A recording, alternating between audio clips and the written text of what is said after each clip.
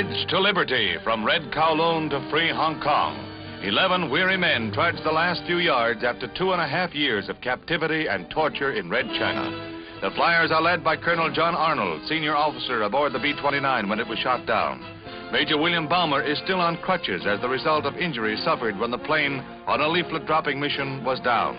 It is a harrowing story with a happy ending, a story in which an aroused world demanded their release through the United Nations. 30 interminable months of brainwashing come to an end at the Jockey Club, where the creature comforts of civilized men become unbelievable luxuries, where a clean body gives a man self-respect, where the drinking of a soft drink means the end of a nightmare. Their names are known to all Americans who have followed anxiously and angrily the fate of men enduring a living death. They stand as a cause for rejoicing, but in their faces there's a warning of the ruthless enemy we face.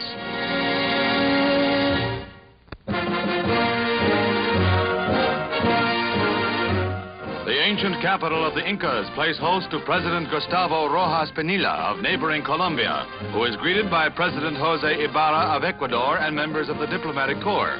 The state visit cements the long-standing friendship between the two South American republics, and Quito is in a holiday mood for the event. Colorful members of the military college form the honor escort as the two heads of state ride to the presidential palace. Members of both Ecuadorian and Colombian military colleges demonstrate their precision marching as they put their best foot forward in a demonstration of welcome. 68 persons have a brush with death as an airliner overshoots Midway field and plows through a fence at the end of the field. Despite failure of reversible propellers and brakes, skillful handling brings the big craft to a halt across the street adjoining the airport.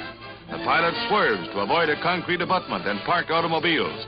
Miraculously, none is hurt as whirling props drive the fence through the fuselage, inflicting a deep gash. A pilot's calm skill averts a tragedy of major proportions. American and NATO officers are welcomed by Italian officials as they arrive in Turin on a mission which marks a turning point in Italy's Air Force. The occasion is graced by the presence of Clare Booth Luce, U.S. Ambassador to Italy, present to witness the delivery of American-made F-86 jet planes to Italy. The planes shipped from America have been assembled at Italy's famed Fiat plant, which later will manufacture planes of its own design under agreement with NATO.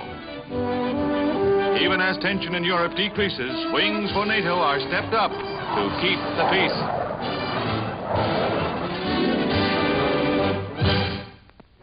At Kings Point Merchant Marine Academy, 96 members of the class of '55 take part in graduation ceremonies. One takes no part in the mass swearing-in for United States Naval Reserve commissions. Eugene Landy, the second man in the class with 3 awards for scholarship, plus honors in football and tennis. Barred from an ensign's commission only hours before the ceremony, because his mother was a Communist Party member in 1944, Landy receives his academy diploma and mate's papers. Meanwhile, the Navy, spurred by a nationwide reaction, has announced a careful restudy of the case. This summer, Landy will ship out as a naval seaman, going on to Yale Law School as a scholarship student, confident of ultimate vindication. From Texas to Korea, the long arm of friendship stretches. 4-H Club children of Seoul parade their thanks to club members from Texas for much-needed farm gifts to help rebuild a ravaged land.